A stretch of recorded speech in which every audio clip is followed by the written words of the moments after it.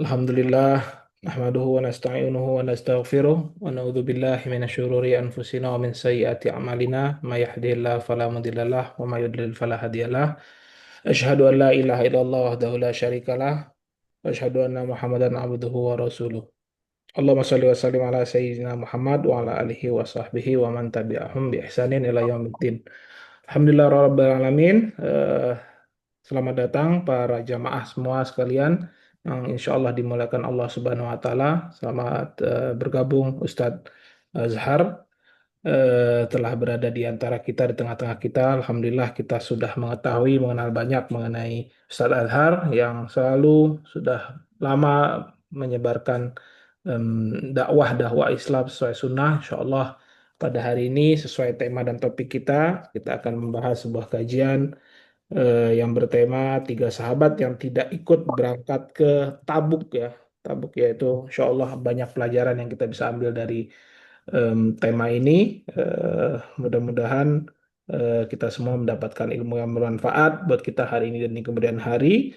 Lalu juga saya ingin sedikit menjelaskan tentang adab kajian online kita di sore hari ini bahwa yang pertama peserta dimohon untuk memute audio. Lalu juga yang untuk yang teman-teman akhwat itu menonaktifkan video selama kajian berlangsung, mohon disimak dan tidak sibuk sendiri ya untuk menghormati eh, kajian kita. Lalu juga ikatlah ilmu dengan catatan, kita siapkan Al-Quran bila dibutuhkan. Lalu juga pertanyaan boleh secara langsung ya nanti Ustadz ya dengan raise hand terlebih dahulu atau ketik di kolom chat. Ya, lalu juga kita ingatkan untuk kita mengikhlaskan niat semata untuk mencari ridho ilmu Allah, ilmu agama dan mencari ridho Allah Subhanahu wa taala dan kita berdoa agar Allah taala memudahkan kita dalam memahami ilmu agama ini. Baik, terima kasih. Mungkin kita akan memulai tema kita pada sore hari ini. Ustadz Azhar, waktu dan tempat, tafadhal. Barakallahu fikum, jazakumullah khairan Pak Dr. Muhammad Ajmi. Semoga antum sekeluarga dalam lindungan Allah Jalla wa Ala. Amin, amin, ya Dan rabbal alamin. teman yang ada dan ikut kajian di kajian Pobi Jaya ini. Semoga Allah Jalla wa Ala selalu lindungi dan jaga dan selalu dimudahkan dalam masalah rezeki dan nikmat. Amin. Panjangkan umur di dalam ketaatan kepada Allah Jalla wa Ala, terhindar dari musibah dan malapetaka dan dijauhkan dari kesusahan dan kesulitan. Amin ya rabbal alamin. Amin, ya rabbal alamin. Kita mulai kajian kita. Bismillahirrahmanirrahim. Assalamualaikum warahmatullahi wabarakatuh. Waalaikumsalam warahmatullahi wabarakatuh. Alhamdulillah alladzi bi ni'matihi tatimmus salihat wa usalli wa usallim ala nabiyil karim Muhammad bin Abdullah wa ala alihi wa sahbihi wa man tabi'ahu ila yaumiddin wa ba'd. Fa bisakhli sadri wa yassir li amri wahlul 'uqdatam min lisani yafqahu qawli. Allahumma anfa'na bima 'allamtana wa 'allimna ma yanfa'una wa zidna ilma. Allahumma inna na'udzubika min zawali ni'matika wa fuj'ati niqmatika wa tahawuli afiyatika wa jami'i sakhatika. Allahumma inna na'udzubika min jahdil bala wa darakis syaqa wa su'il qada wa syamatatil a'da. Allahumma inna na'udzubika min adabi jahannam wa min adabil qabr wa min fitnatil mahya wal mamat wa min syarri fitnatil masihid dajjal. Ikhwani wa akhwati fid din, a'azani wa a'azakumullah.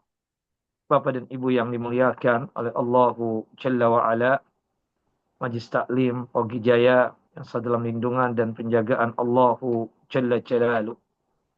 Insyaallah pada hari ini kita akan membahas tiga orang sahabat yang mulia, yang dimana mereka ini memang pernah melakukan kesalahan dengan tidak ikut berperang ya di peperangan Tabuk. Tetapi tiga orang sahabat ini sudah mendapatkan ampunan dari Allahu Jalla wa Ala.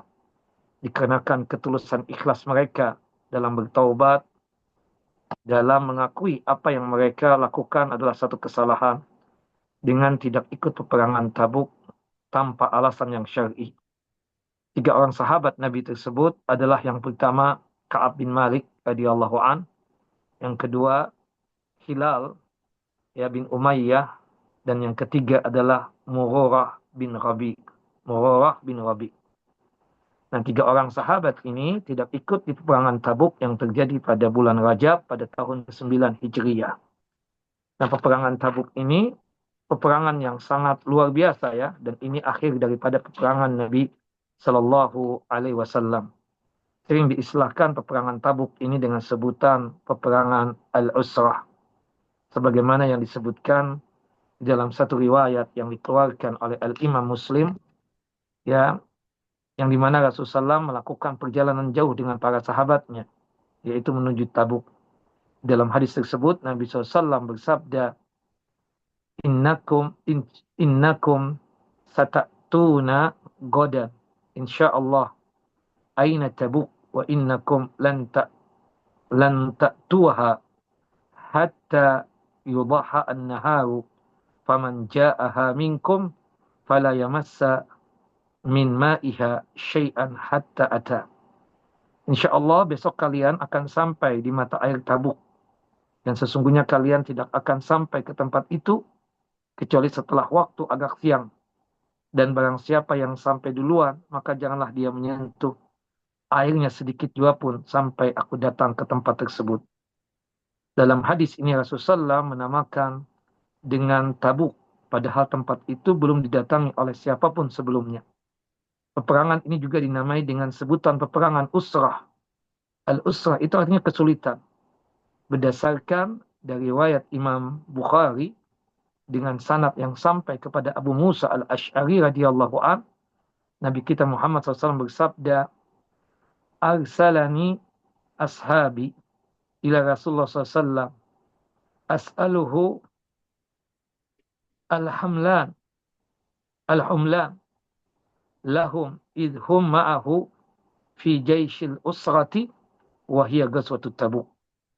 Dikatakan oleh Abu Musa al-Ash'ari, saya diutus oleh para sahabatku kepada Rasulullah SAW untuk menanyakan tentang keadaan tunggangan yang biasa membawa mereka ketika mereka ikut beliau SAW dalam pasukan Al-Usrah, yaitu peperangan Tabuk. Nah, dari riwayat Abu Musa al-Ash'ari lah di atas tergambar jelas kesulitan yang dialami oleh para sahabat dalam peperangan. Sekedar mengingatkan saja, pada saat itu kesulitannya berkaitan dengan bekal, sehingga pada saat itu terjadi kelaparan. Kemudian kesulitan harta dan kesulitan kendaraan. Disebutkan di dalam riwayat dari hadis Abu Hurairah radhiyallahu an, hadis yang dikeluarkan oleh Imam Muslim, ya, sahabat Abu Hurairah menceritakan berbagai kesulitan dan kekurangan yang dialami kaum muslimin dalam perjalanan mereka sampai harus bertahan hanya dengan satu kurma, dengan meminum air setiap kali mereka menghisap kurma tersebut tanpa memakannya. Allah Azza wa Jalla juga menyebutkan kesulitan yang dialami oleh kaum muslimin dalam surah At-Taubah, surah yang ke-9 ayat 117. Laqad taballahu 'alan nabiy sallallahu alaihi wasallam. Laqad taballahu 'alan nabiy wal muhajirin wal ansari alladziina ittaba'uuhu fi sa'atil 'usrati min ba'di kada yazigu qulubu fariqin minhum summa taba 'alaihim innahu bihim ra'ufur rahim. Sesungguhnya Allah Jalla wa'ala telah menerima taubat Nabi dan juga telah menerima taubatnya orang muhajirin, dan Allah Jalla wa'ala juga sudah menerima taubatnya orang-orang ansar yang mengikuti Nabi Muhammad dalam masa kesulitan yang luar biasa, yaitu di peperangan Tabuk. Setelah hati segolongan dari mereka hampir berpaling, kemudian Allah Jalla wa'ala menerima taubatnya mereka tersebut. Nah, ini sekelas info tentang berkaitan dengan masalah Tabuk. Nah, diceritakan orang-orang munafik pada saat itu banyak yang tidak ikut serta dalam peperangan Tabuk ini, ya. Dan bagaimana sikap Rasulullah SAW pada saat mereka tersebut tidak mengikuti peperangan Tabuk ini. Rasulullah SAW telah sampai di Madinah dengan selamat setelah peperangan Tabuk. Nah, coba kita renungkan di mana orang-orang yang telah membayangkan pertempuran yang mematikan itu. Di manakah fitnah yang menakutkan yang menimpa orang-orang yang berjihad di jalan Allah Jalla wa'ala. Inilah ujian yang sebenarnya untuk mengetahui orang yang jujur dalam masalah keimanan, atau orang yang dusta dalam masalah keimanan. Orang yang sungguh-sungguh beriman, ya, dan orang-orang munafik Sesungguhnya perang Tabuk adalah ujian yang berat dan menyulitkan bagi kaum muslimin. Akhir ujian berat itu telah usai. Namun ujian yang sebenarnya terjadi di Baninah yang terletak sejauh 700 km dari lokasi peperangan yang semestinya menjadi ujian bagi pasukan kaum muslimin. Ujian berat tersebut tidak ada di Tabuk. Di daerah Tabuk sama sekali tidak ada. Sebagaimana yang disangkakan oleh kebanyakan orang. Ujian yang paling berat yang sebenarnya itu terjadi di kota suci Madinah Al-Munawwarah. Sesaat sebelum pasukan kaum muslimin keluar menuju lokasi Tabuk. Ujian ini berupa kesanggupan mengambil keputusan untuk mengikuti jihad atau tidak. Siapa saja yang dapat mengalahkan segala egonya dan memutuskan untuk ikut serta berperang, berjihad di peperangan Tabuk, maka sejatinya ia telah selamat dan berhasil pada hari ia mengambil keputusan tersebut. Meskipun setelah itu tidak terjadi peperangan sama sekali. Adapun orang-orang yang gagal dalam melewati ujian tersebut, sejatinya ia telah mengalami kekalahan yang sangat luar biasa pada dirinya sendiri. Karena ia tidak mampu membuat keputusan, ia tidak mampu keluar dari egonya sendiri. Ia tidak mampu mengalahkan jiwanya yang pengecut tersebut. Terkadang ikhwan wa akhawati fid din a'azani wa asakumullah, keberhasilan kita adalah hasil dari keputusan yang telah kita ambil. Andaikan kita telah mengambil satu keputusan, maka setelahnya kita wakalkan kepada Allah keputusan tersebut. Kita serahkan kepada Allah Jalla wa'ala agar kita terhindar dari berbagai macam musibah atau gangguan apapun. Bukankah Allah Jalla Jalaluhu berfirman di dalam surah Al-Ahzab, surah yang ke-33 ayat 25. Wa kafallahul mu'minina al-qital. Dan Allah Jalla Jalaluhu menghindarkan orang-orang mukmin dari peperangan. Dengan demikian kita meminta kepada Allah Jalla wa'ala keteguhan hati pada saat terjadi fitnah dan ujian.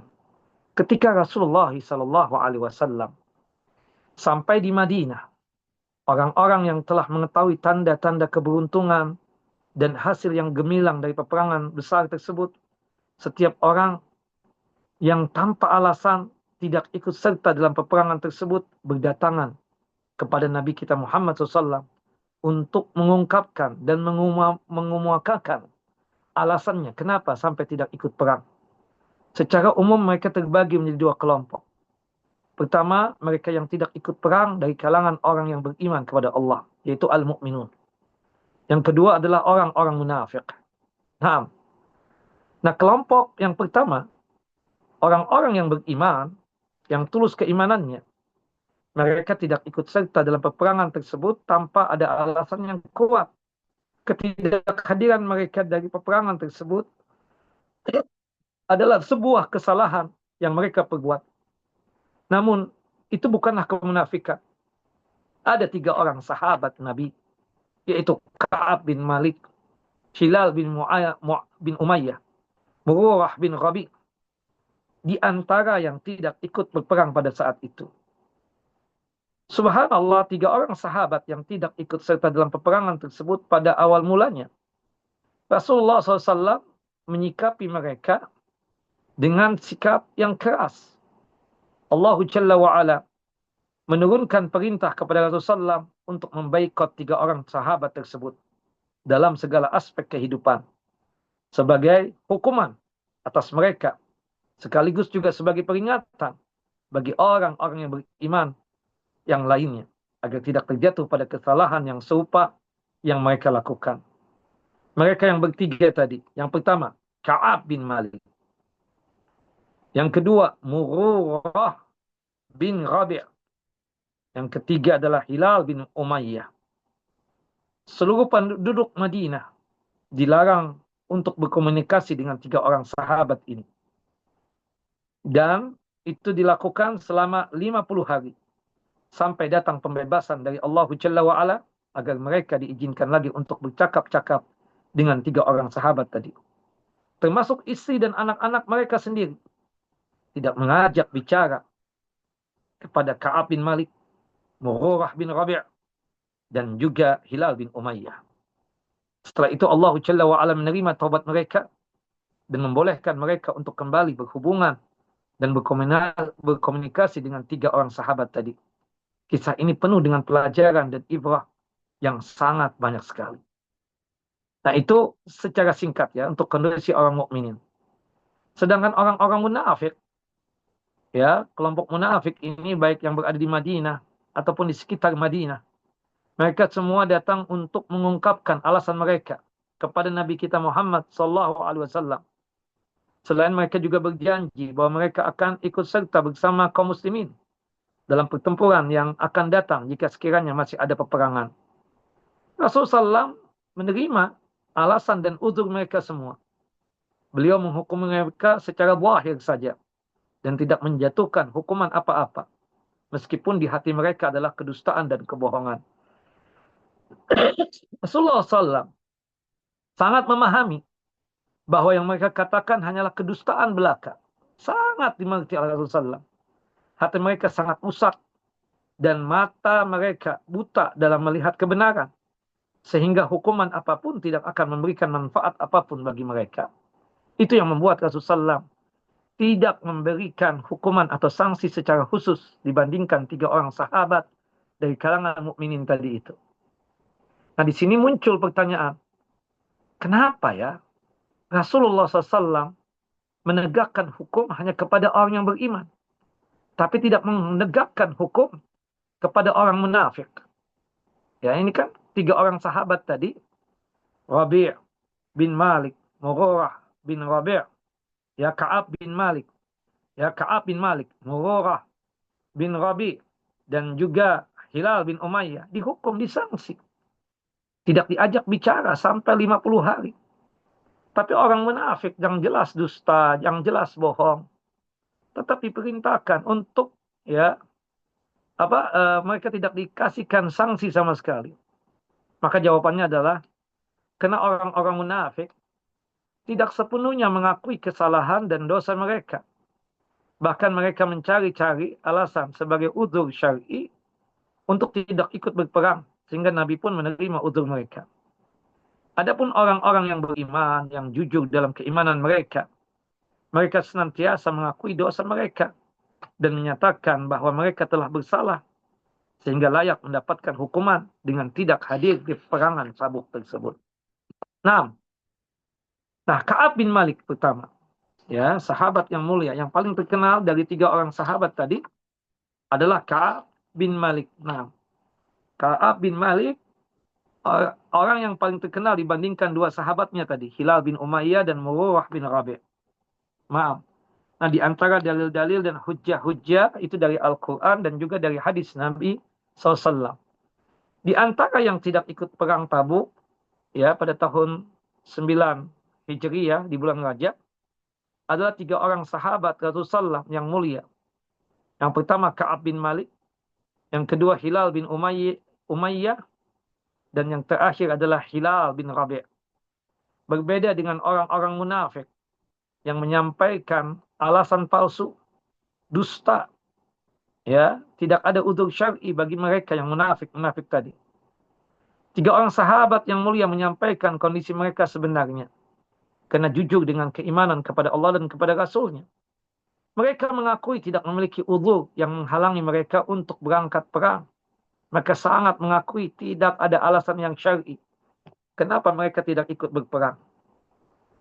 Mereka melakukan itu dengan harapan agar Allah Jalla wa'ala berkenan mengampuni kesalahan yang telah mereka lakukan. Artinya mereka, 3 orang sahabat ini, mau bersikap jujur dan mau menyampaikan kebenaran, tidak lain dikarenakan mereka betul-betul berharap ampunan dari Allah Jalla wa'ala, dikarenakan mereka tersebut, ya, tidak ikut dalam peperangan Tabuk tanpa alasan yang syar'i. Untuk lebih jelasnya, maka simaklah penuturan sahabat yang mulia Ka'ab bin Malik berikut ini. Jadi Ka'ab bin Malik menceritakan tentang dirinya sendiri.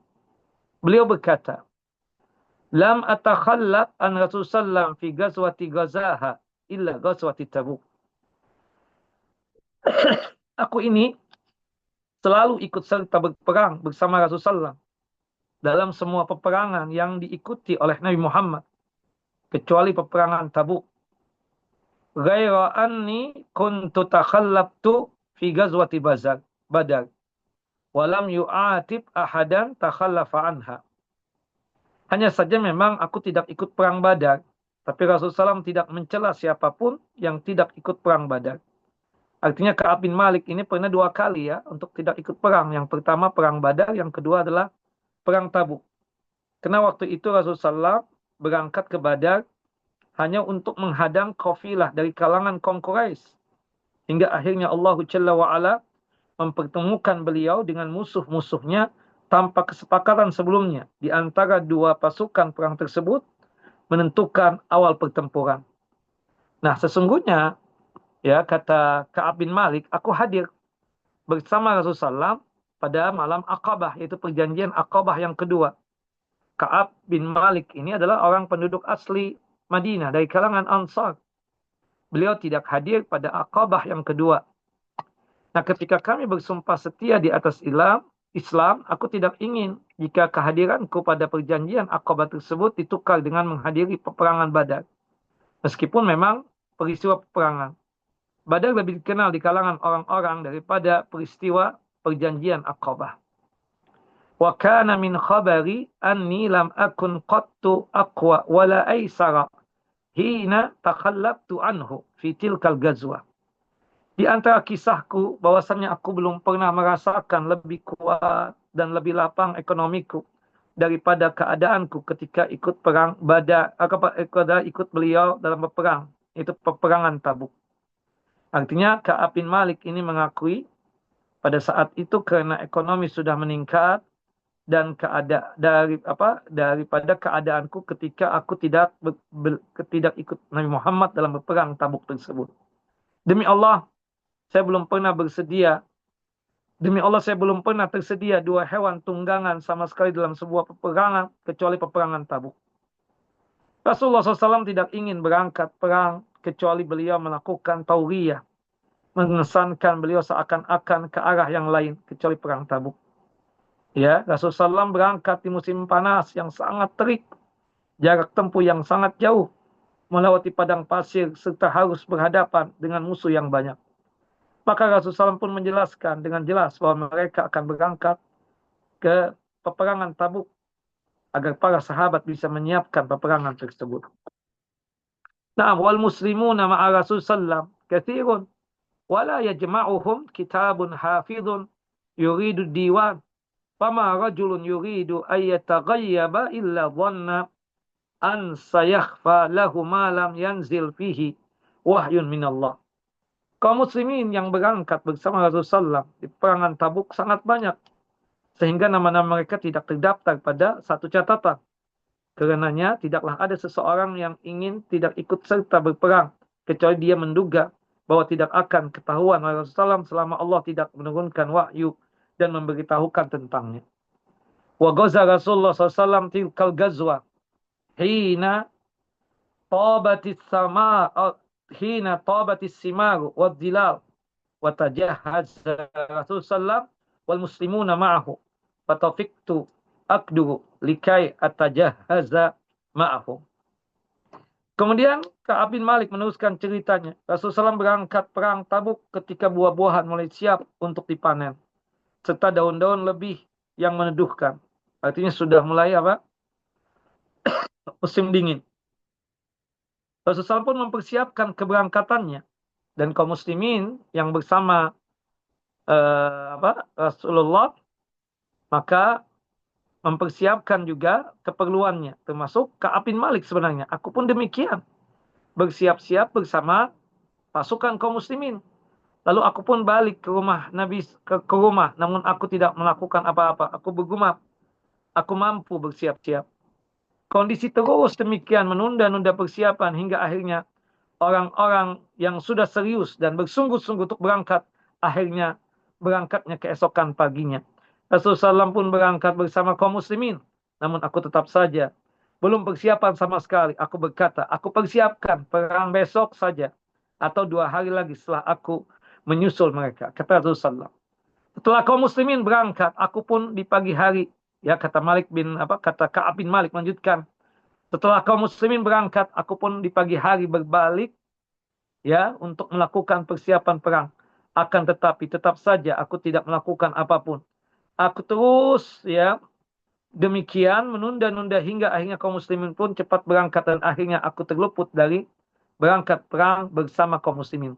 Karena itu, karena itu aku bertekad untuk segera berangkat sehingga aku tidak bisa menyusul mereka.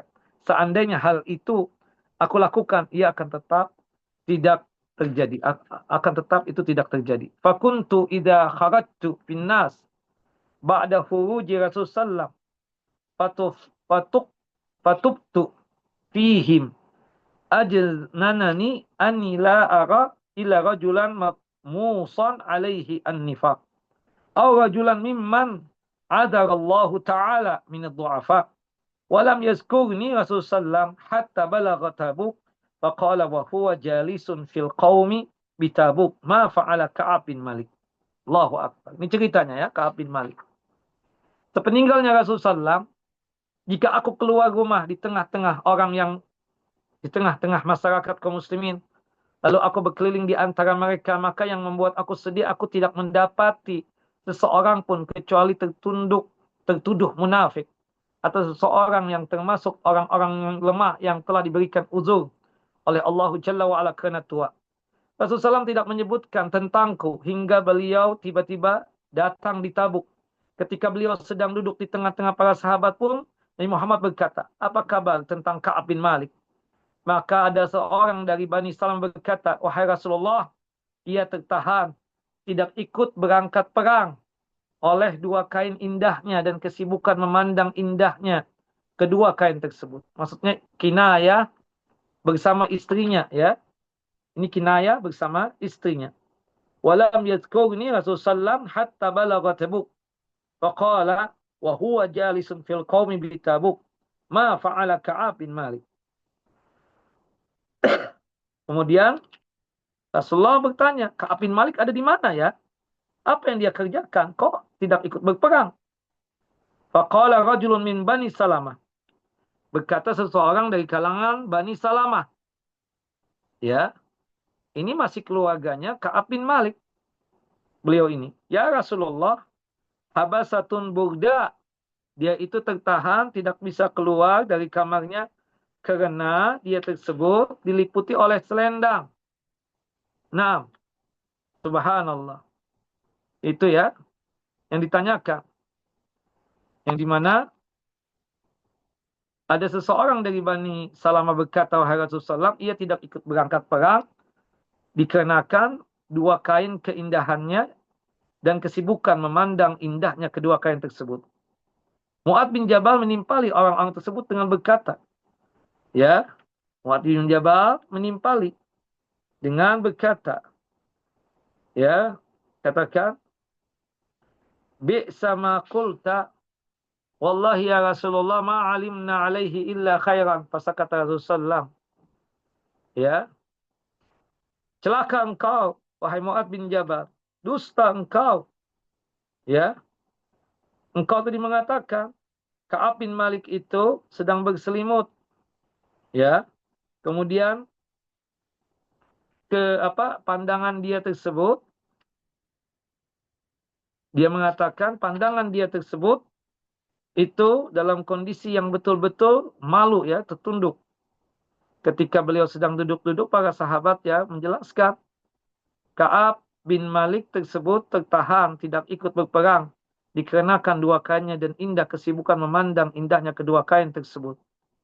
Mu'ad bin Jabal pun menimpali orang tersebut dan berkata, waihak, sesungguhnya buruk apa yang telah engkau ucapkan. Demi Allah, ya wahai Rasulullah, kami tidak mengetahui dari Ka'ab bin Malik kecuali kebaikan.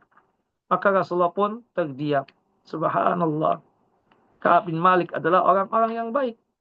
Makanya dikatakan tadi oleh Mu'ad bin Jabal, sama kulta. Ini kan pembelaan kita ya kepada saudara sesama muslim. Ya, jika kita nggak tahu, kita katakan dia bersikap diam dan tidak boleh kita mengatakan dan berkomentar sesuatu. Kita tahu, saya tidak tahu. Kecuali mungkin ada alasan yang syar'i, gibah yang dibolehkan tersebut.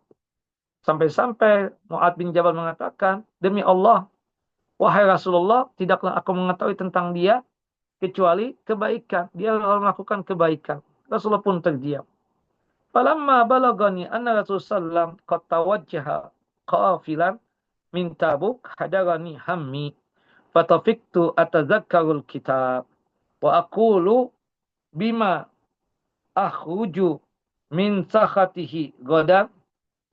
Nah, ketika sampai berita kepada aku, yaitu perawi daripada hadis ini, bahwasanya Rasulullah SAW telah berangkat menuju ya Tabuk, berangkat balik untuk pulang dari Tabuk. Maka aku pun gelisah, mulai aku berpikir untuk berdosa yang tepat. Nah, ini dikatakan oleh Ka'ab bin Malik ya, ketika sampai berita kepadaku bahwasanya Rasulullah SAW telah berangkat balik untuk pulang dari Tabuk, maka aku pun gelisah, mulailah aku berpikir untuk berdusta yang tepat. Aku berkata, besok apa yang harus aku katakan agar bisa lolos dari murka dan marahnya Rasulullah SAW kepada aku. Aku pun meminta masukan untuk hal itu dari siapa saja dari keluargaku yang pandai berpendapat. Nah, namun tatkala diberitakan kepadaku bahwasannya Rasulullah SAW menjelang sampai di Madinah, ya, keinginan untuk berbohong pun hilang. Dan aku tahu bahwasannya aku selama ini tidak akan lolos dari Nabi Muhammad Sallallahu Alaihi Wasallam. Ya, dengan sedikit ya. Dan aku tidak mengetahui bahwasannya agar selamanya tidak akan lolos dari beliau dengan sedikit dusta pun. Maka aku pun menguatkan hatiku untuk jujur di hadapan Nabi Muhammad Sallallahu Alaihi Wasallam. Artinya kata-kata bin Malik, aku bisa aja dusta sebagaimana kaum munafik tadi untuk memberikan uzurnya, tapi itu aku tidak lakukan, terlarang. Rasulullah SAW pun tiba di pagi hari di Madinah, dan kebiasaan beliau jika kembali dari safar maka beliau pergi ke dalam masjid untuk melaksanakan sholat 2 rakaat. Nah, ini hadisnya siapa perawinya? Ka'ab bin Malik, dan dikeluarkan oleh Al-Imam Muslim ya, seperti itu. Beliau, Nabi kita Muhammad SAW, duduk untuk menerima dan mendengarkan udzur syar'i orang-orang yang tidak ikut berperang. Lalu datanglah orang-orang yang tidak ikut berperang. Mulailah mereka mengungkapkan udzur dan alasan mereka. Bahkan mereka bersumpah di hadapan Nabi. Jumlah mereka adalah 80 sekian orang. Nabi pun menerima lahiriah mereka. Membuat mereka dan memohonkan ampunan bagi mereka serta menyerahkan batin mereka kepada Allah Jalla wa'ala. Disebutkan di dalam ya hadis Nabi kita Muhammad sallallahu alaihi wasallam, faji'tuhu falamma salamtu alaihi tabassama tabassuma al-mughdab. Kemudian kami bertiga datang menjumpai Rasulullah, yaitu Ka'ab bin Malik, kemudian Hilal bin Umayyah, dan Murarah bin Rabi'. Ketiga orang ini datang untuk menjumpai Nabi SAW. Khususnya Ka'ab bin Malik. Faji'tuhu falamma salamtu alaihi tabassama tabassuma al-maghdab. Aku pun menjumpai Nabi SAW, dan ketika datang menemui Rasulullah SAW, ketika itu aku mengucapkan salam kepada Rasulullah SAW, beliau pun tersenyum dengan senyuman masam, senyuman orang yang marah. Lalu ia berangkat, kemudian ia berkata kepada aku, kemarilah. Aku pun berjalan menuju beliau, menuju Nabi Muhammad SAW, hingga aku duduk di hadapan Nabi Muhammad. Beliau pun berkata, mengapa engkau tidak ikut berangkat perang? Bukankah engkau telah membeli hewan tungganganmu? Kemudian Ka'ab bin Malik berkata, wahai Rasulullah, demi Allah, sesungguhnya seandainya aku duduk dengan orang lain seperti itu, yaitu menunjuk para munafikin, ya, seperti ya orang lain, siapapun dia di dunia ini, pasti aku akan merasa bisa lolos ya dari kemarahannya dengan alasan yang bisa diterima. Karena aku telah diberikan kemampuan berbicara dan bersifat ya bersilat lidah. Karena aku telah aku telah diberi kemampuan berbicara dan bersilat lidah. Akan tetapi demi Allah, aku tahu seandainya aku berbicara kepada antum ya Rasulullah hari ini dengan suatu kebohongan yang bisa membuat antum ridha kepadaku, pastilah Allah Jalla wa'ala akan membuat antum marah kepadaku.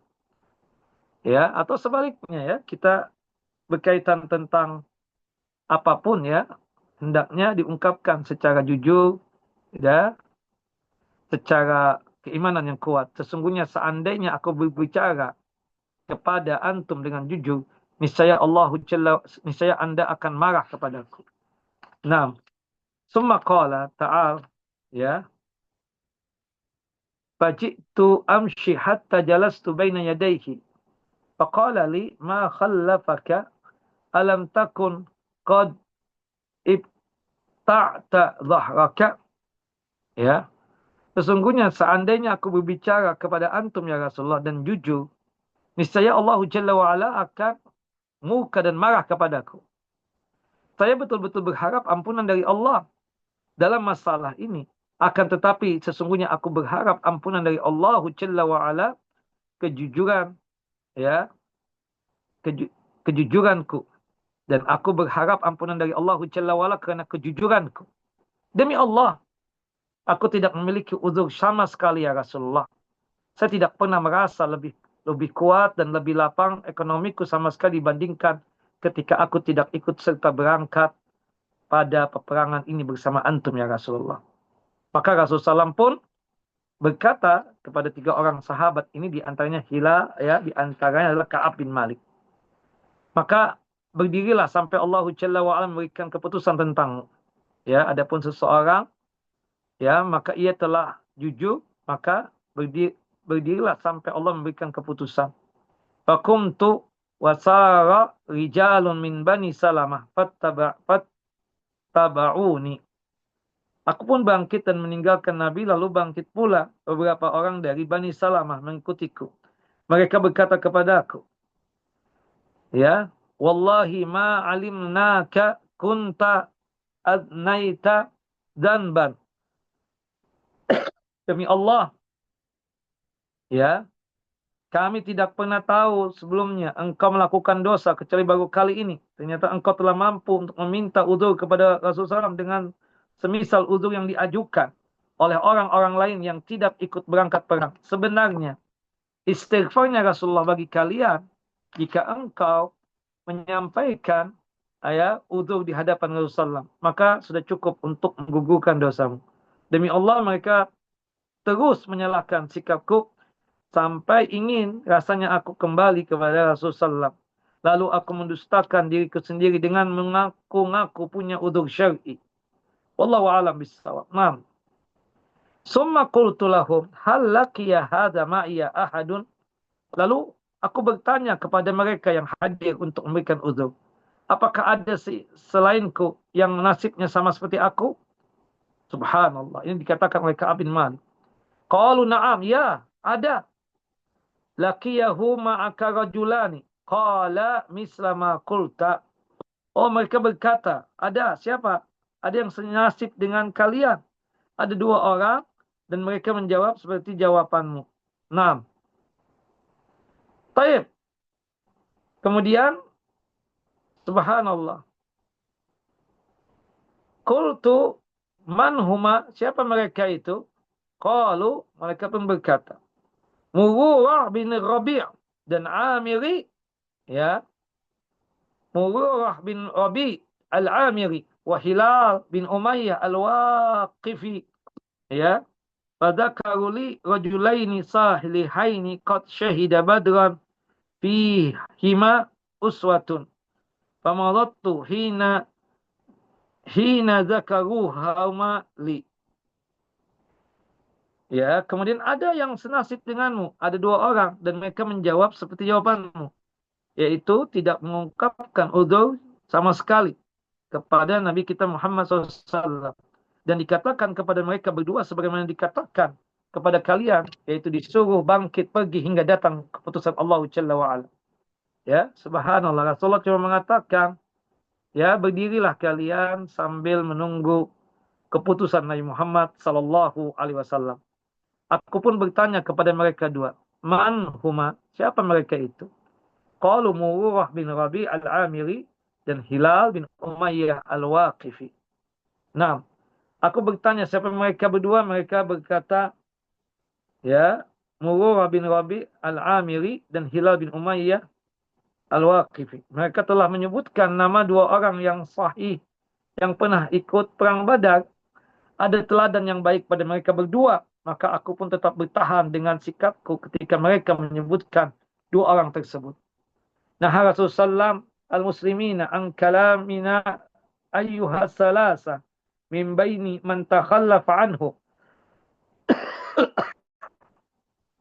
fajtanab fajtanabanan nas wa taghayyaru lana hatta tanakkarat fi nafsil ardi.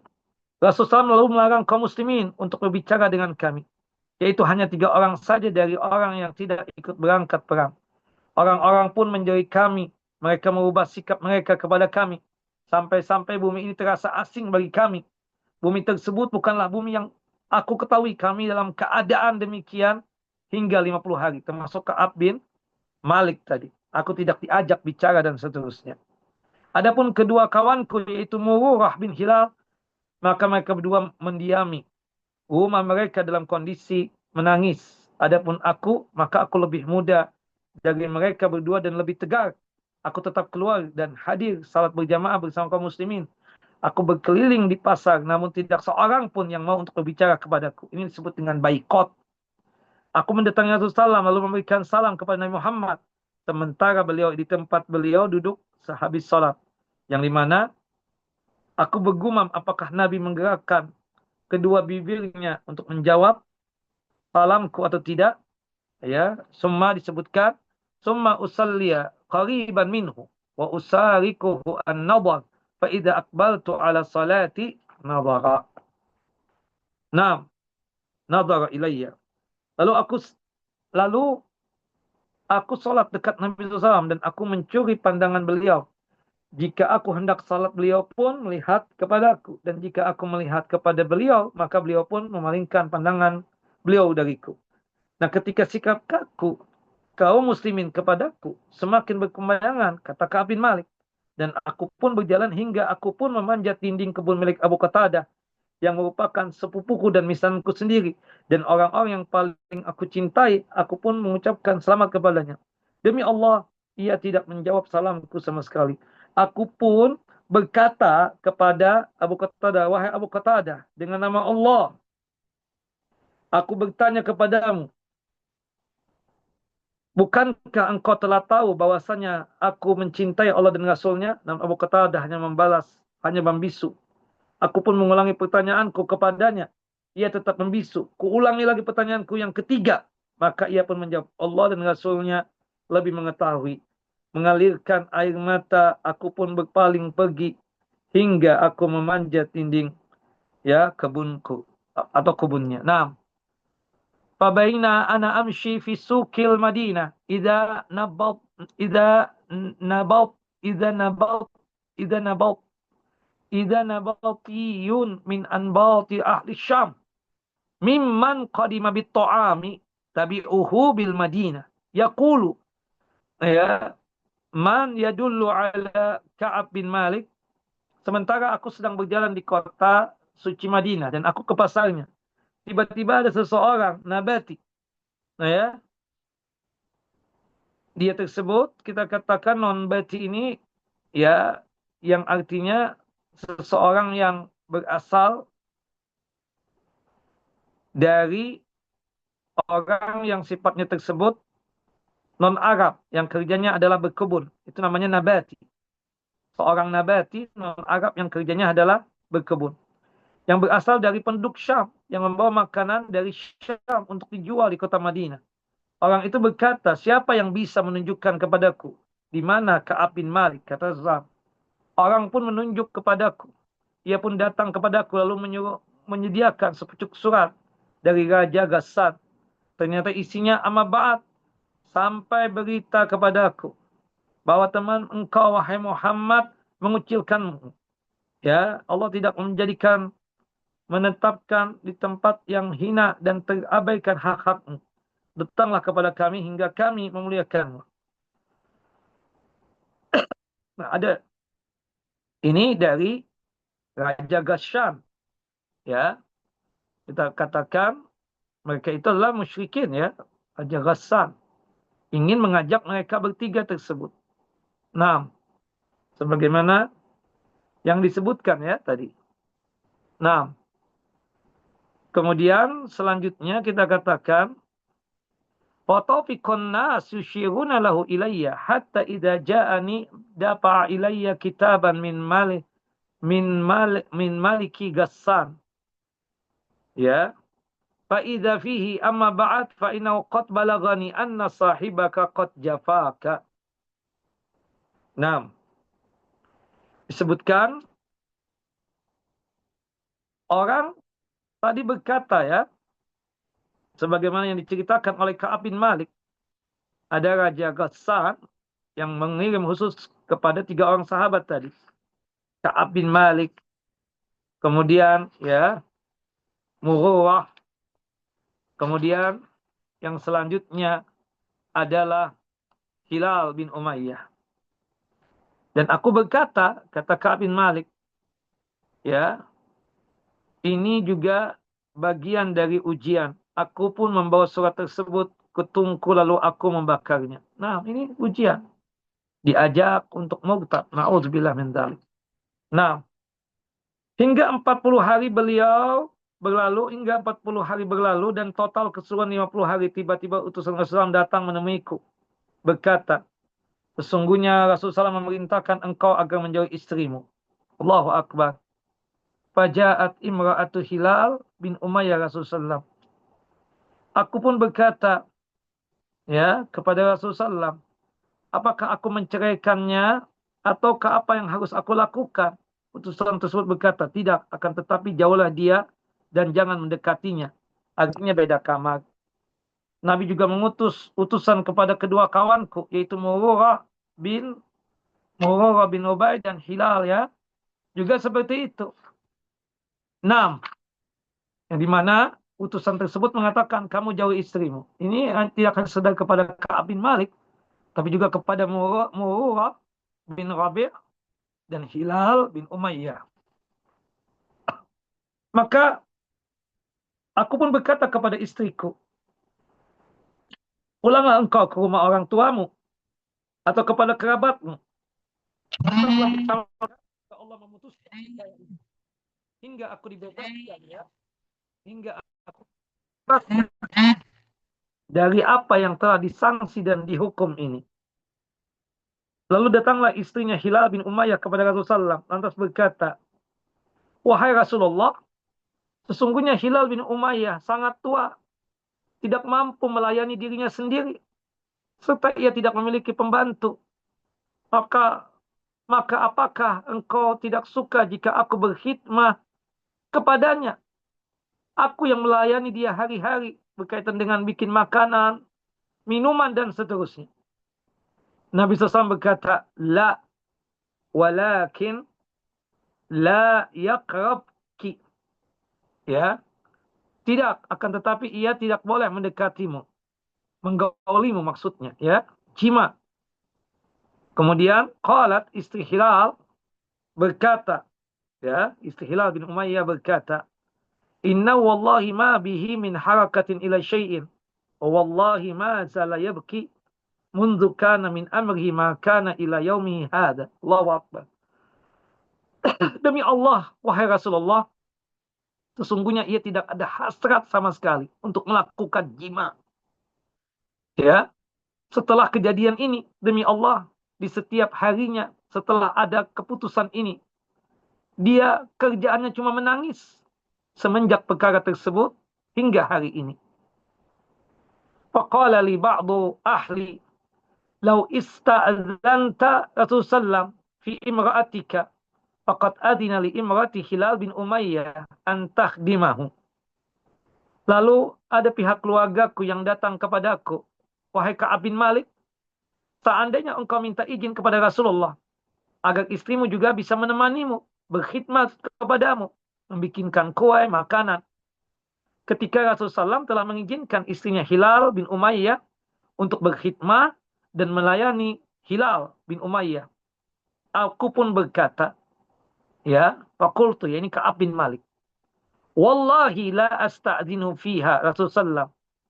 Wa ma yudrini ma yaqulu Rasulullah SAW. Idza ista'dzantuhu fiha wa ana rajulun syab falabistu bidzalika 10 layalin faqamula lana 50 lailatan min hini naha Rasulullah an kalamina.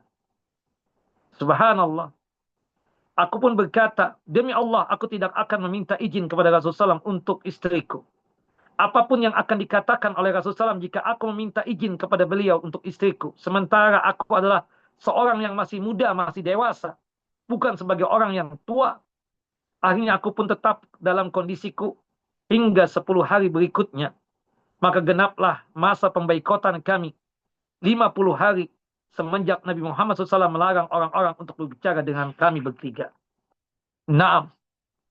Falamma salaitu salat al-fajri subha khamsina lailatan. Ketiga orang sahabat ini masih salat subuh di Masjid Nabawi. Salat zuhur, asar, maghrib, dan isya. Meskipun satu masjid nggak ngajak bicara. Ini disebut dengan hajar atau pembaikotan.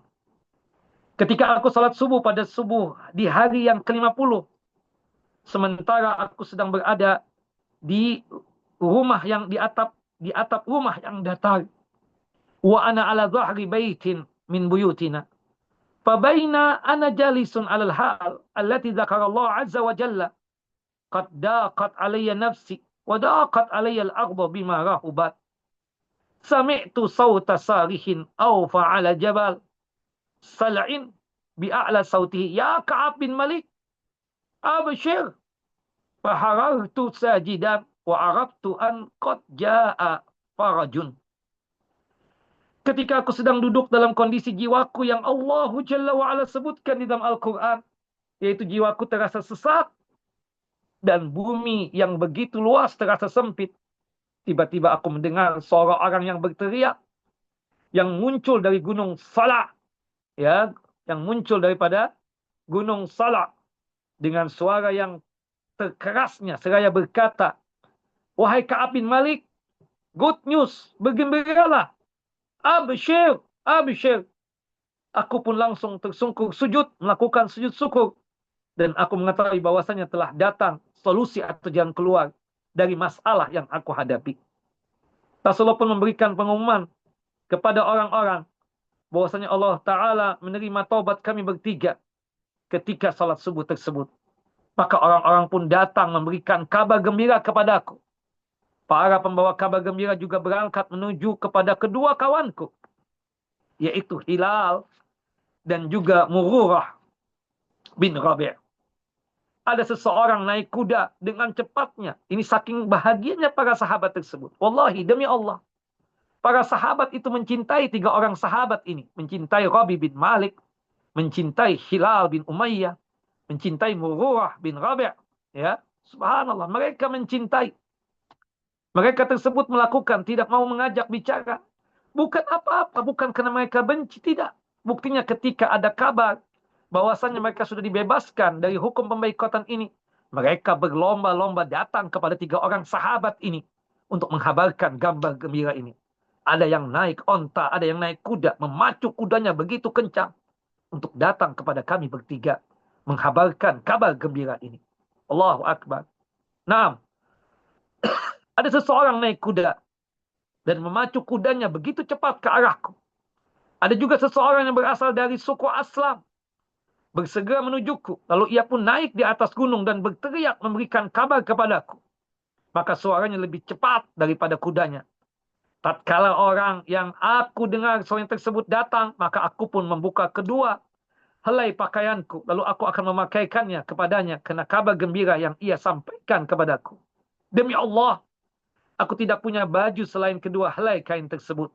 Ketika itu, maka aku pun meminjamkan dua helai kainku, lalu aku memakainya.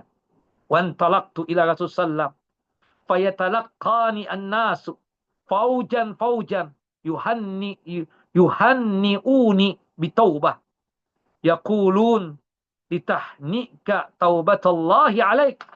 Qala hatta dakhaltul masjid. Aku lalu berangkat menemui Rasulullah. Orang-orang pun berduyun-duyun, rombongan demi rombongan, mengucapkan selamat kepadaku atas diterimanya taubatku. Karena mereka, kata mereka, hanian, selamat. Karena taubatmu diterima oleh Allah Jalla wa'ala.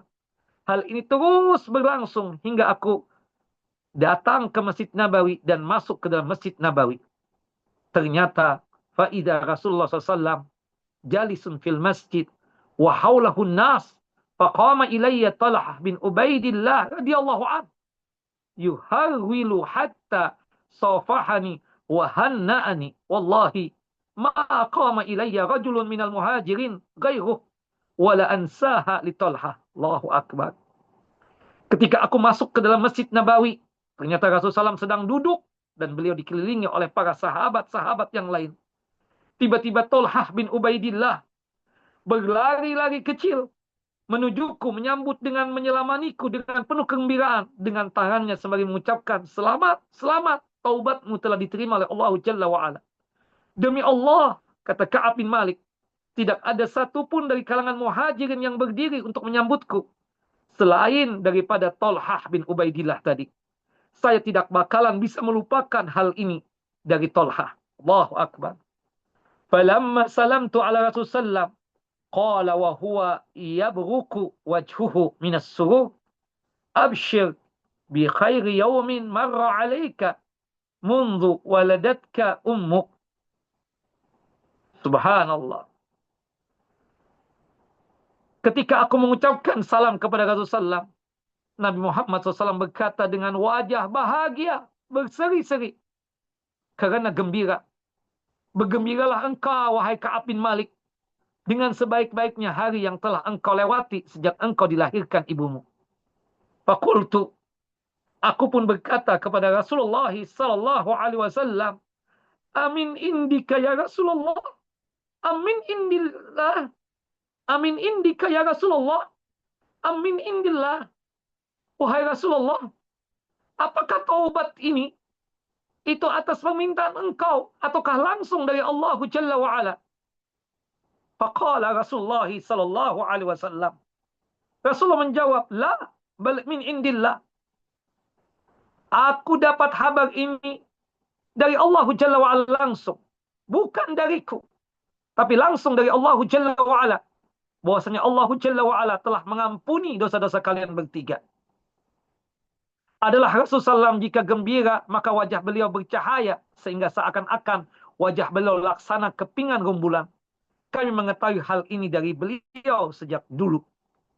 Falamma jalastu baina yadayhi, qultu ya Rasulullah, inna min taubati an khali'a min mali sadaqatan ila Allah wa ila Rasulillah sallallahu alaihi wasallam.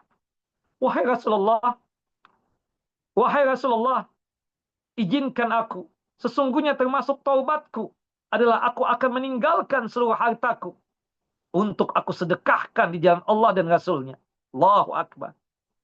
Saking gembiranya Ka'ab bin Malik mendapatkan kabar gembira telah diampuni oleh Allah Jalla wa'ala dosa-dosanya.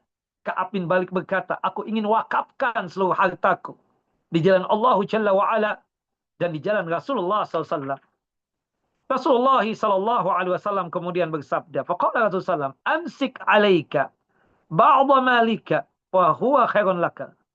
Wa huwa khairun laka. Jangan, ya, sebagian hartamu jangan engkau sedekahkan. Sebagian saja yang engkau sedekahkan. Nah, ya, tahanlah sebagian hartamu, itu lebih baik bagimu. Aku pun berkata, sesungguhnya saya menahan bagian jatah ghanimah perang Khaybar yang ada di waktu Khaybar. Aku juga berkata, wahai Rasulullah, sesungguhnya Allah Jalla wa'ala hanya menyelamatkan aku dengan sebab kejujuran.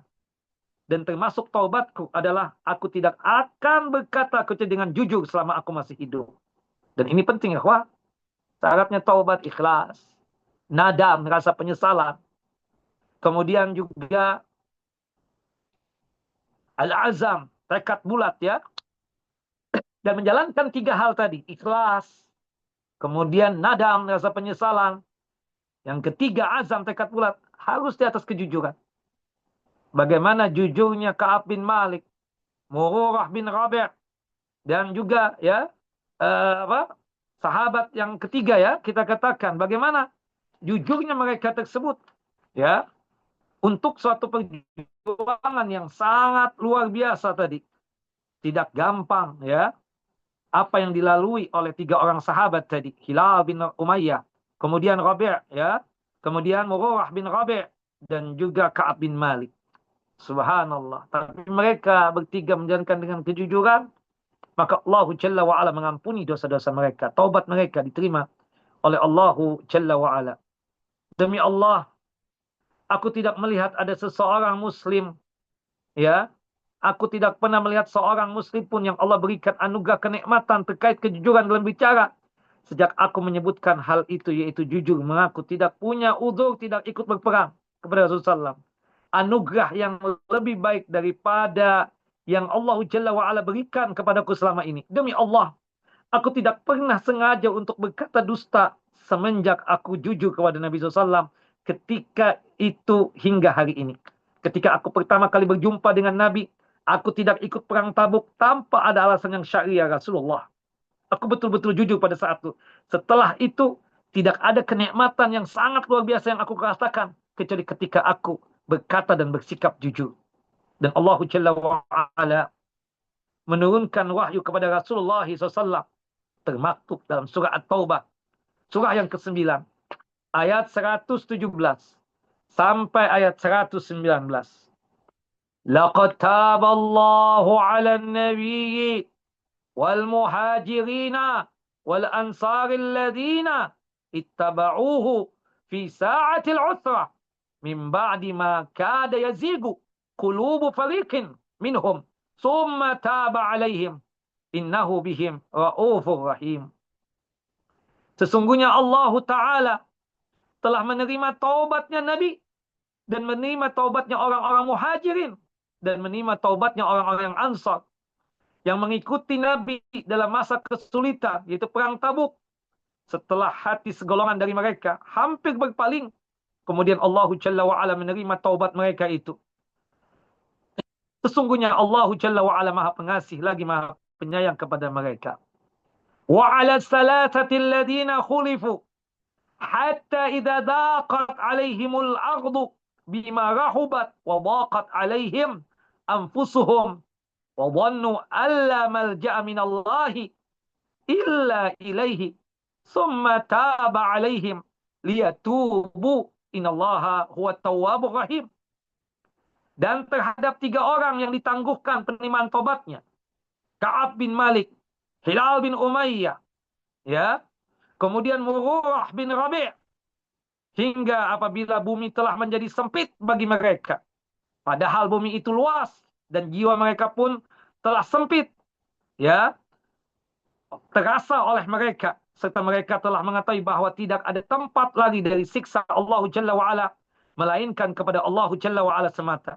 Kemudian Allah Jalla wa'ala menerima taubatnya 3 orang sahabat tadi, agar mereka tetap dalam taubatnya. Sesungguhnya Allah Jalla wa'ala maha penerima taubat lagi maha penyayang. Ya ayyuhalladzina amanu ittaqallaha wa kunu ma'as sadiqin. Wahai orang-orang yang beriman, bertakwalah kalian kepada Allah dan hendaknya kalian bersama orang-orang yang benar. Orang yang benar itu pasti adalah orang yang jujur, yang keluar dari kalbu yang paling dalam, dari hati yang paling dalam, mengakui akan keagungan dan kebesaran Allahu Jalla Jalaluh. Dan itu disampaikan, fawallahi ma an'amallahu 'alaiha min ni'matin qat ba'da an hadani lil Islam a'zamu fi nafsi min sidqi li Rasulullah sallallahu alla akuna kadzabtuhu fa ahlika kama halakal ladzina kadzabu. Allahu akbar. Kata Ka'ab bin Malik, demi Allah, aku tidak pernah mendapatkan nikmat apapun, ya, yang lebih baik dan lebih besar untukku sesudah memberiku hidayah kepada Islam. Yang lebih besar selain Islam dan iman adalah Allah Jalla wa'ala memberikan kenikmatan kejujuran kepadaku. Pada saat aku ditanya oleh Rasulullah SAW, kenapa aku tidak ikut peperangan Tabuk tersebut? Dan aku pun menjawab dengan jujur, tidak ada alasan apapun yang membuat aku tidak bisa ikut peperangan Tabuk tersebut. Itu nikmat yang sangat luar biasa. Kata Ka'ab bin Malik. Subhanallah. فإن الله تعالى قال للذين كذبوا حين أنزل الوحي شر ما قال لأحد Faqala Allah Ta'ala. Dan subhanallah, Allah Jalla wa'ala telah berfirman tentang orang-orang yang berdusta tersebut. Ketika Allah Jalla wa'ala menurunkan wahyu, ya, seburuk-buruk yang Allah Jalla wa'ala sebutkan kepada seseorang, maka Allah Jalla wa'ala berfirman dalam surah At-Taubah ayat 95 sampai 96. Sayahlifuna billahi lakum idan qalabtum ilaihim litu'ridu anhum fa'aridu anhum innahum rijsun wa ma'wahum jahannamu jazaan bima kanu yaksibun. Kelak mereka akan bersumpah kepadamu dengan nama Allah apabila kamu kembali kepada mereka supaya kamu berpaling dari mereka. Maka berpalinglah dari mereka karena sesungguhnya mereka itu adalah najis dan tempat mereka jahanam sebagai balasan atas apa yang telah mereka kerjakan. Ini siapa? Munafik tadi. Yang berdusta kepada Allah, yang berdusta di hadapan Rasulullah pada saat ditanya kenapa tidak ikut perang Tabuk tadi itu. Yahlifuna lakum litardaw anhum fa in tardaw anhum fa innallaha la yarda 'anil qaumil fasikin. Mereka bersumpah kepadamu wahai Muhammad agar kamu ridha kepada mereka, menerima alasan mereka kenapa tidak ikut perang Tabuk. Tetapi jika sekiranya kamu ridha kepada mereka, sesungguhnya Allah tidak ridha kepada orang-orang yang fasik itu. Naam. Wa kunna ya takhallabna ayyuhas salasa an amri ulaika alladhina qabla minhum. Rasulullah hina halafu lahu. Dan kami, yaitu orang yang bertiga tadi, Ka'ab bin Malik, Murrah bin Rabi', Hilal bin Umayyah, perkara kami ditunda ditangguhkan oleh Allah dan keputusan terhadap mereka, yaitu Rasulullah menerima uzur mereka ketika mereka bersumpah kepada Nabi SAW. Nabi pun membaiat mereka dan mohon ampunan bagi mereka. Adapun perkara kami, maka Rasulullah tangguhkan hingga Allah yang memutuskan sendiri. Dan setelah 50 hari, kami diterima taubatnya oleh Allah Jalla wa'ala sebagai seseorang yang betul-betul jujur dalam masalah bertaubat tadi. Allah menyebutkan itu dalam surah At-Taubah, surah yang ke-9 ayat 117. Laqad taballahu 'alan nabiyyi wal muhajirin wal ansar alladziina ittaba'uuhu fi sa'atil 'usrah min ba'di ma kada yazigu qulubu fariqin minhum summa taba 'alaihim innahu bihim ra'ufur rahim. Di dalam ayat ini berisi tentang Allah Jalla wa Ala menerima taubatnya 3 orang sahabat Nabi sallallahu alaihi wasallam. Kesimpulannya, ikhwan wa akhawati fid din, azani wa azakumullah, Bapak dan Ibu yang dimuliakan oleh Allahu Jalla wa Ala, yang jelas 3 orang sahabat tadi telah diampuni dosanya, yaitu sahabat Ka'ab bin Malik, kemudian Murrah bin Rabi', kemudian juga ya Hilal bin Umayyah. Dipastikan 3 orang sahabat ini sudah diterima taubatnya oleh Allahu Jalla wa Ala. Dan kita sebagai orang yang telah mendengar cerita ini, tidak sepatutnya untuk menggibahi 3 orang sahabat ini. Namanya manusia itu pastinya jatuh ke dalam khilaf dan salah. Dan sebaik-baiknya orang yang bersalah, sebaik-baiknya orang yang pernah melakukan perbuatan dosa adalah bertaubat kepada Allah Jalla wa'ala, taubatan nasuha. Kullu bani adama khatta'un, wa khairul khatta'ina at-tawabun. Setiap anak keturunan Adam, setiap manusia itu pasti pernah melakukan perbuatan dosa, atau punya potensi melakukan perbuatan dosa, punya potensi melakukan perbuatan kesalahan. Dan sebaik-baiknya manusia yang pernah melakukan kesalahan, khilaf dan dosa, maka dia bertaubat, taubatan nasuha. Dan itu dilakukan oleh 3 orang sahabat tadi. Subhanallah, mereka bisa saja berdusta sebagaimana orang-orang munafik, tapi itu tidak dilakukan oleh mereka. Bahkan Ka'ab bin Malik yang didatangi oleh keluarganya agar istrinya tetap bersama dia untuk berkhidmah dan melayani dia, dia tidak mau. Kata Ka'ab bin Malik, aku orang yang masih muda, aku tidak menginginkan yang demikian. Aku malu di hadapan Nabi SAW dikarenakan dosa yang aku lakukan ini. Beda dengan Hilal bin Umayyah, dia memang sudah tua renta, tidak bisa untuk apa? Untuk melayani diri dia sendiri. Dan dia kebetulan tidak memiliki khadim atau pelayan. Subhanallah. Nah, sampai diceritakan ikhwan, istrinya tersebut tidak mau untuk menegur Ka'ab bin Malik, termasuk ya istrinya siapa? Hilal bin Umayyah, termasuk istrinya Murrah bin Umayyah, istrinya Murrah bin Rabi'. Nah, ilmu yang bisa kita dapatkan, yang pertama, dari cerita 3 orang sahabat yang tidak ikut perang Tabuk tadi. Pertama, seorang muslim boleh menceritakan dosanya sesudah taubat jika ada maslahat. Artinya kita menceritakan, Pak Dokter, saya dulu begini, begini, begini, begini. Untuk tujuan maslahat, untuk tujuan mencarikan solusi atau jalan keluar. Seperti agar membangkitkan semangat orang lain untuk apa? Bertaubat. Apalagi bila dosa tersebar dan diketahui orang banyak bahwasanya kita pernah melakukan itu. Untuk tabayun dan kualifikasi, boleh kita ceritakan. Benar, saya pernah dulu begini, saya pernah dulu begitu. Tapi sekarang saya sudah taubat, taubat dan nasuha.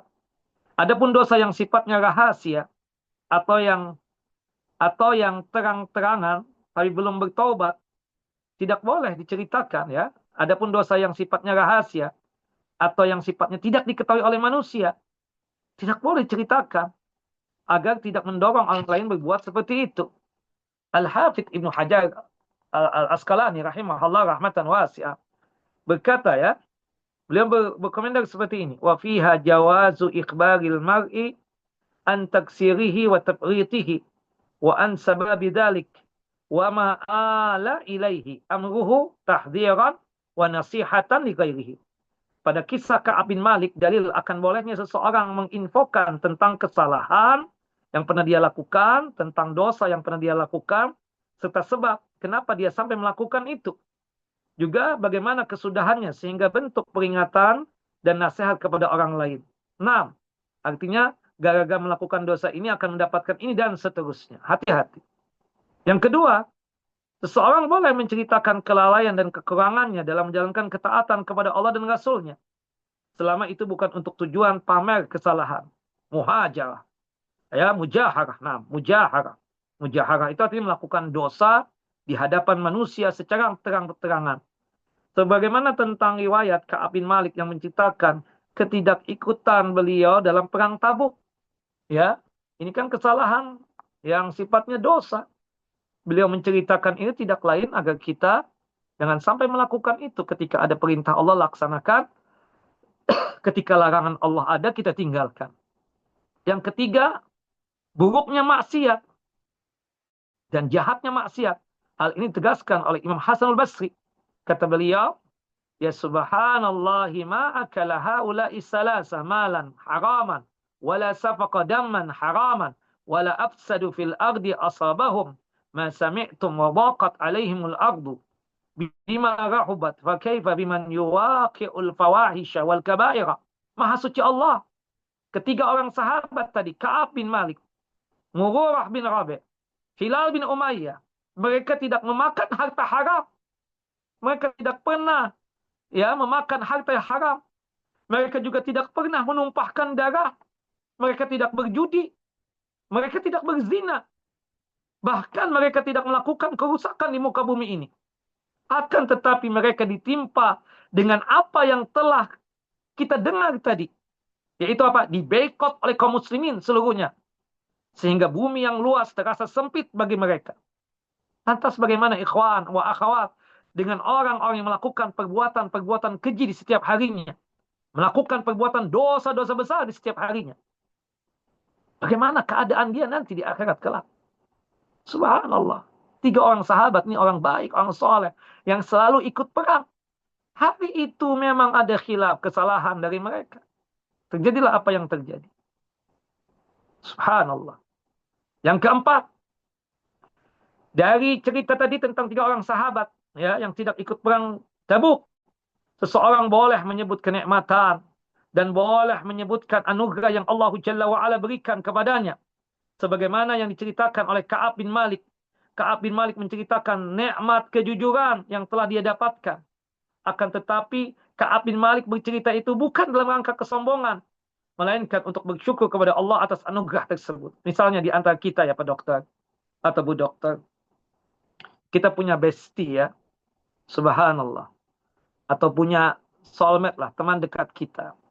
Kita menceritakan bagaimana nikmatnya tahajud, qiyamul lail di sepertiga malam terakhir. Kita ceritakan, bahwasanya kita ceritakan juga berkat daripada salat tahajud qiyamul lail yang kita kerjakan tadi itu. Allahu Akbar. Allahu Jalla wa Ala memberikan ini untuk aku, memberikan itu untuk aku, dan seterusnya. Dan kita bercerita juga, besok hari misalnya ada tindakan, ada operasi, aku berdoa dulu kepada Allahu Jalla wa Ala, memohon minta kemudahan-kemudahan ketika memberikan tindakan dan operasi tersebut untuk pasien. Dan Alhamdulillah, selama aku bekerja sebagai seorang dokter dan ahli medis ini, ketika aku memberikan tindakan atau operasi tersebut, itu semuanya dimudahkan oleh Allah Jalla wa'ala. Bisa jadi karena sebab doa dan tahajud yang aku lakukan di setiap malam tersebut. Nah, kita ceritakan ini bukan dalam rangka uzur, bukan dalam rangka sombong, bukan dalam rangka untuk ujub, sama sekali tidak. Tapi cuma sekedar betapa nikmatnya orang yang bisa tahajud, qiyamul lail, dan witir. Atau juga berbicara tentang masalah puasa. Dia suka melaksanakan puasa Senin Kemis. Diceritakan bagaimana enaknya tubuh ini ketika berpuasa. Subhanallah, kita yang terlalu nafsu dengan makanan bisa tertahan dengan puasa. Dan subhanallah, darah jadi bagus. Tubuh fisik juga jadi enak dan ringan ketika melangkahkan. Nah, ini kita ceritakan kepada teman dekat kita yang insya Allah jauh dari yang namanya apa? Jauh dari yang namanya ria dan sum'ah. Wallahu a'lam bishawab. Tidak mengapa menceritakan hal itu asal kita aman dari ujub, dari ria, ya, dari sombong. Yang kelima, dianjurkan membela orang yang digibahi dengan membantah orang yang menggibahi. Sebagaimana dilakukan oleh Mu'ad bin Jabal yang membela Ka'ab bin Malik ketika ada seorang yang menggibahinya. Subhanallah, tadi kan ada asal bertanya, mana Ka'ab bin Malik? Ka'ab bin Malik lagi asyik dengan selimutnya dalam kondisi kedinginan, bersampingan dengan istrinya. Astaghfirullahaladzim. Mu'ad bin Jabal marah. Enggak seperti itu. Aku tidak mengenalnya kecuali dia baik, ya Rasulullah. Nah, begitupun juga ketika ada orang datang kepada kita menceritakan Fulan bin Fulan, yang kita dekat dengan dia. Kita katakan, dia tidak seperti itu. Dia adalah orang yang baik, dia tidak pernah melakukan yang demikian dan demikian. Nah, ungkapan kita tersebut tidak lain adalah untuk membela teman kita, membela saudara kita sesama muslim. Jangan sampai keburukan-keburukan tersebut diceritakan di halayak umat. Wallahu a'lam bishawab. Kemudian yang keenam, ikhwan wa akhawati fid din, azani wa azakumullah.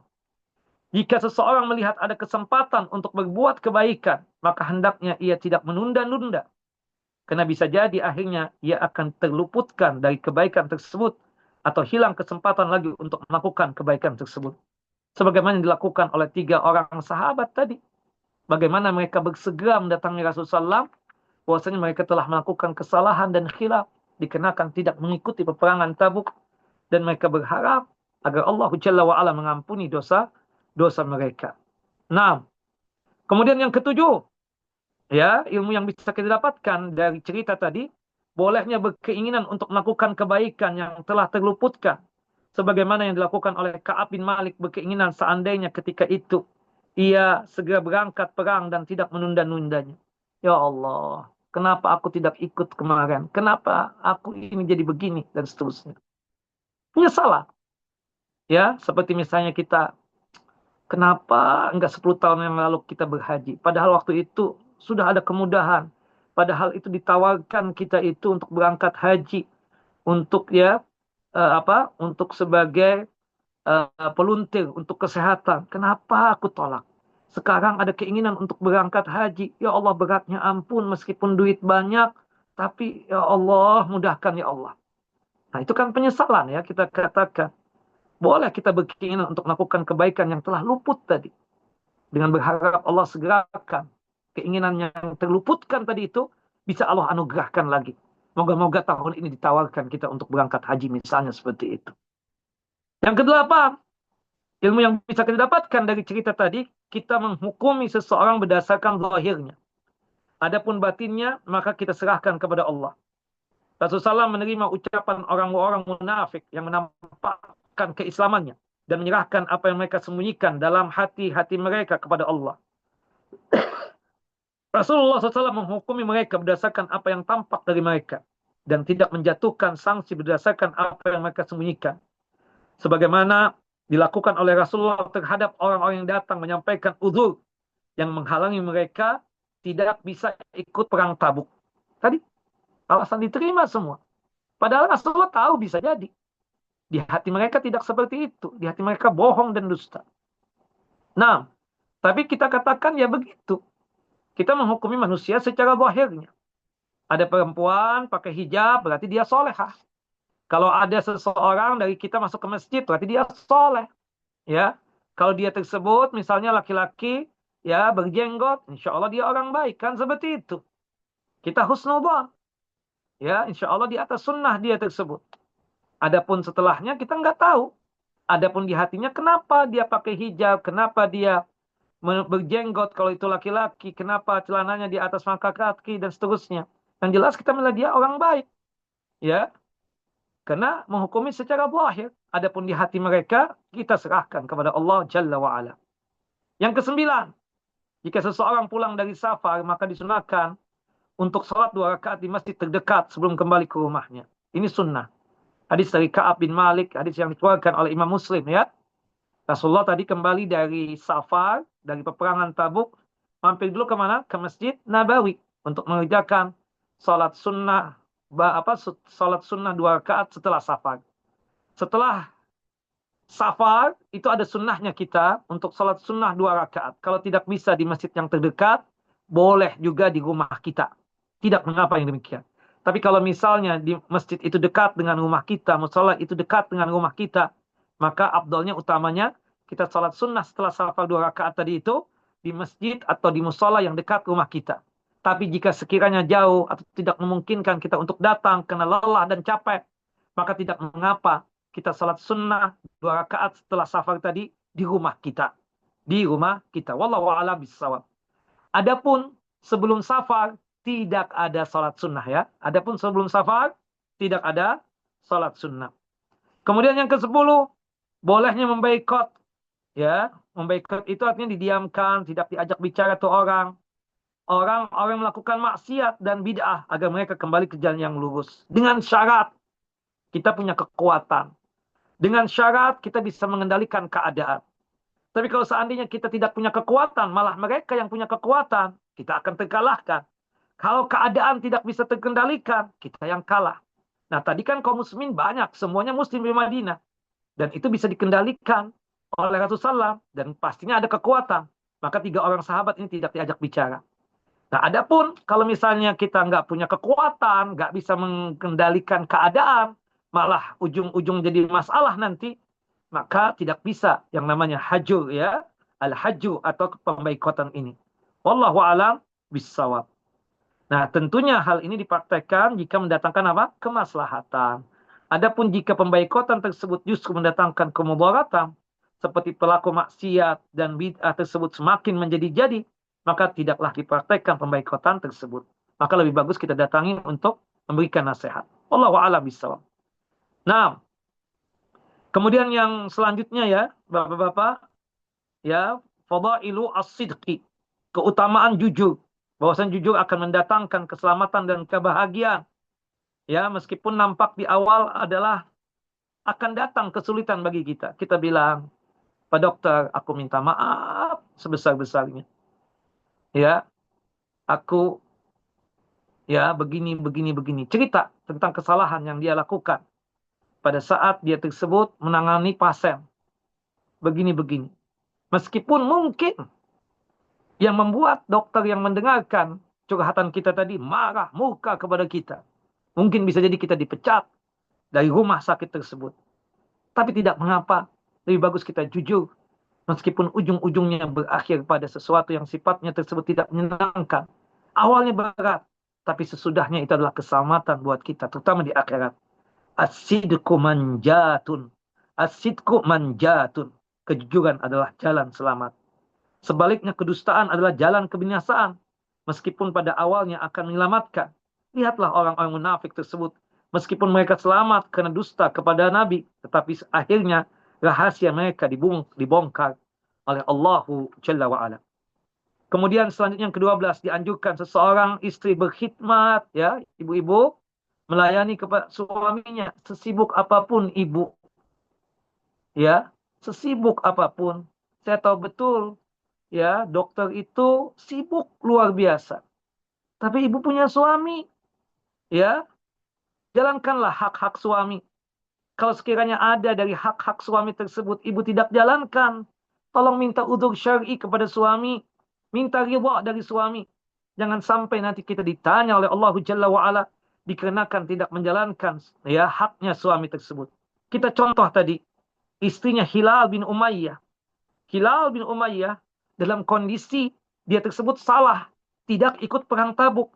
Ketika ada informasi bahwasanya para istri tidak boleh bicara dengan Hilal bin Umayyah, istrinya membela dengan datang kepada Rasulullah SAW. Ya Rasulullah, ya Nabi Allah, Hilal bin Umayyah ini sudah tua. Dia tidak bisa melayani dirinya sendiri. Tidak bisa bikin kue, tidak bisa bikin makanan, dan tidak ada pembantu ya Rasulullah. Maka izinkanlah aku sebagai istrinya untuk melayani dia. Allahu Akbar. Ini luar biasa ya. Ya, pada ujungnya, pada awalnya Rasulullah tidak mengizinkan. Karena ini sanksi dan hukuman buat dia. Tapi dikarenakan kesusahan yang dialami oleh Hilal bin Umayyah, istrinya tersebut diizinkan. Tapi tanpa sepatah kata yang keluar dari lisan istrinya tersebut. Subhanallah. Padahal dalam hatinya dia ingin betul berbicara dengan suaminya. Nah itulah sepatutnya seorang istri ya. Subhanallah. Hendaknya apa? Selalu ya khidmah kepada siapa? Suami. Ingat ibu-ibu, suami itu adalah surganya kita ataukah nerakanya kita. Terakhir, bolehnya membakar kertas yang ada tulisan nama Allah jika memang ada maslahatnya. Sebagaimana Ka'ab bin Malik tadi membakar surat yang datang dari Raja Ghassan. Padahal dalam surat tersebut ada penyebutan nama Allah Jalla wa'ala.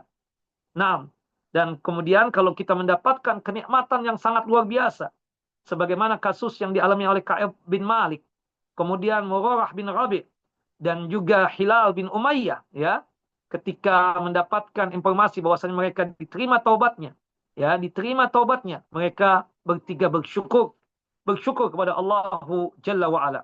Dan sujud syukur ini ketika kita mendapatkan kenikmatan yang luar biasa atau terhindar dari bencana. Abu Bakar As-Siddiq pernah melakukan sujud syukur ketika Musailamah Al-Kadzab ya diinformasikan sudah terbunuh. Ya, juga Ali bin Abi Thalib pernah bersujud ketika mendapatkan ya ini terbunuh, yaitu seorang Khawarij ya, pemimpin Khawarij terbunuh. Hasan al-Basri juga sujud syukur ketika mendengar Hajjaj bin Yusuf telah meninggal dunia. Mereka semua itu mencontoh Rasulullah SAW. Abu Bakar ya menyatakan Rasulullah SAW ketika mendapatkan satu kebahagiaan beliau bersyukur. Ketika terhindar dari mara bahaya mereka bersyukur. Syukurnya Nabi ketika mendapatkan kenikmatan yang luar biasa tersebut dengan cara melakukan apa? Sujud syukur. Wallahu a'lam. Terakhir disunahkan memberikan kabar gembira pada kaum muslimin. Apapun kabar gembira kita sampaikan. Syukur ya akhir. Alhamdulillah, alhamdulillah. Saudara kita menikah. Alhamdulillah, alhamdulillah. Kan seperti itu. Masya Allah. Ya, antum mantu ya atau punya anak atau punya cucu kita doakan, ini kan gembira, kita kabarkan Masya Allah Pak Dr. Muhammad ya Ajmi sudah mendapatkan cucu, alhamdulillah, kita bersyukur kan seperti itu ya. Senangnya Pak Dokter kita juga ikut senang seperti itu. Wallahu a'lam Pak Dokter. Tinggal 5 menit Pak, tafadhol Mas Quran. Nah,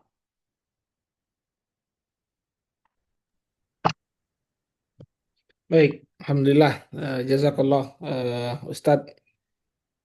Mungkin kita akan, kalau masih ada waktunya, berapa nih sekarang, jam 27, mungkin ada 3 menit ya. Ustadz, boleh izin untuk ada pertanyaan dari jamaah? monggo silakan jika Baik, ada pertanyaan. jika ada pertanyaan silakan dari jamaah, boleh segera melakukan raise hand. Jadi yang diutamakan adalah yang membuka mic dan bertanya langsung ya.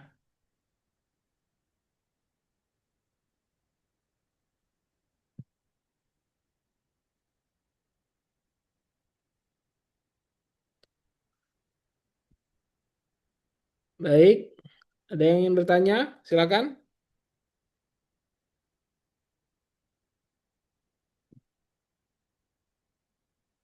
Baik, karena waktunya mungkin sudah ini ya, sudah mau habis. Mungkin izin Pak Ustadz, Nah, boleh saya bertanya sedikit Pak Ustadz. Jadi memang luar biasa ya, Masya Allah.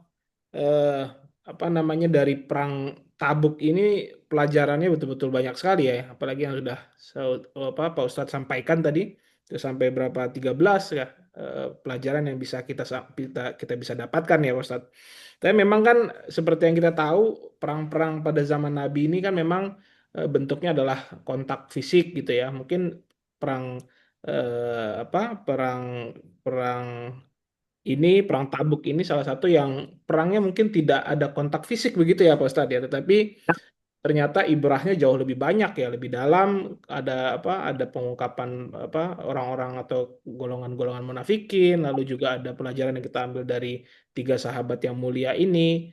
Eh, apa namanya? Menurut Pak Ustadz nih memang apa setelah ini itu setelah setelah perang ini apakah ada perang-perang lainnya karena setahu saya ini 9 Hijriah ya Pak Ustadz ya kan setelah itu kan Nabi Bulan eh, Rajab, ya, bulan Rajab tahun 9 Hijriah. Artinya ya, setelah itu tidak ada peperangan lagi. Tahun ke-10 itu tidak ada peperangan ya. Kecuali peperangan kecil tapi Rasulullah tidak ikut serta. Tahun ke-11 kan Rasulullah meninggal. Ya, setelah Hajatul Wada itu tahun ke-10 bulan Zulhijjah, hmm, 81 hari setelah wukuf di Arafah, tepatnya tanggal 12 Rabiul Awal tahun ke-11 Hijriah Rasulullah mangkat dan meninggal dunia. Nah, peperangan Tabuk ini sesuatu yang sangat ya luar biasa ya. Yang berat itu pada saat kelaparan mereka. Sampai-sampai kan mereka itu melewati Madain Saleh itu kan. hmm, Bagaimana Rasulullah mengatakan jangan ambil itu makanan, jangan ambil itu minuman. Padahal kondisi mereka itu dalam kondisi yang luar biasa. Karena kan Madain Saleh itu tempat yang pernah diazab oleh Allah Jalla Jalaluh. Nah, akhirnya dilempar oleh para sahabat. Padahal kondisi haus yang luar biasa, lapar yang sangat luar biasa. Sampai-sampai tadi ada seorang sahabat yang diutus khusus kepada Nabi SAW agar Nabi mengizinkan ya untuk memberikan bantuan baik berwujud kendaraan, kemudian makanan-makanan seperti itu. Tapi semua itu dilewati dengan pertolongan Allah Jalla wa'ala dan dilewati dengan kesabaran yang sangat luar biasa dari sahabat Ridwan Allah ajma'in. Tapi sebenarnya yang berat itu adalah orang-orang yang tidak mengikuti ya peperangan tersebut. Bayangkan memang jauh dari Madinah itu ya, jauh sekali dari Madinah, 700 kilometer tadi ya, iya. sekitar 700 kilometeran. Dan pada waktu itu kondisinya mungkin ada yang berkendaraan onta dan kuda, tapi ada kemungkinan ada yang berjalan kaki. Dan kondisi juga untuk perbekalan juga kurang. Tapi itulah kekuatan dari para sahabat Ridwanullah Ajmain, yang dimana di hati mereka itu penuh dengan kejujuran. Satu ya Bapak Ibu, kalau kita ingin sukses itu as-siqqatu billah, jujur kepada Allah Jalla wa'ala. As-sidqu billah, percaya sama Allah dan jujur kepada Allah Jalla wa'ala. Kalau kita yakin dengan apa yang kita kerjakan dengan pertolongan Allah Jalla wa'ala, ya insya Allah Allah Jalla wa'ala akan memberikan buah yang manis untuk kita. Seperti itu. Apapun, Baik. baik itu pekerjaan dunia ataupun pekerjaan akhirat. Allahu a'lam bishawab. Nah, Baik Pak Ustadz, maaf ada satu pertanyaan dari penanya kita mungkin nggak ada yang raise hand, tapi ada satu pertanyaan di message ke Ustadz, saya bacakan. Ustadz izin bertanya bagaimana cara taubat yang benar agar diterima Allah dan bagaimana jika mengulanginya. Barakallahu fikum. Silakan Pak Ustadz. Mungkin ini pertanyaan terakhir kita karena waktu sudah mendekati maghrib. Silakan Pak Ustadz. pertama, syarat bertaubatnya kita jalankan. Yang pertama al-ikhlas. Betul-betul ikhlas karena Allah Jalla Jalaluh. Artinya taubat karena Allah itu kita meyakini taubat itu ibadah, ya, meyakini bahwasanya taubat itu apa? Ibadah dan amal soleh kita. Jangan sampai kita taubat itu tidak ikhlas, ya. Seperti sebagian orang misalnya, ketika dia tersebut tidak mau berzina. Kenapa? Karena stroke. Kenapa kau tidak minum khamar lagi? Karena nggak ada uang. Nah ini bukan taubat. Kalau taubatan nasuha, ini dia tidak ikhlas. Yang kedua adalah nadam, rasa penyesalan. Penyesalan yang betul-betul sehingga membuat bumi ini terasa sempit padahal keadaannya luas sebagaimana yang dialami oleh tiga orang sahabat tadi. Kemudian yang ketiga al-azam, tekad bulat untuk tidak melakukan perbuatan itu dosa lagi. Nah, dan tambah satu, kalau kita berkaitan dengan ya kepada orang lain, pernah hak orang lain kita ambil, maka kita kembalikan. Bagaimana kalau seandainya berulang lagi, bertaubat lagi, taubatan nasuha. Sampai-sampai disebutkan dalam hadis qudsi, ada seseorang hamba yang dimana dia itu melakukan dosa berulang.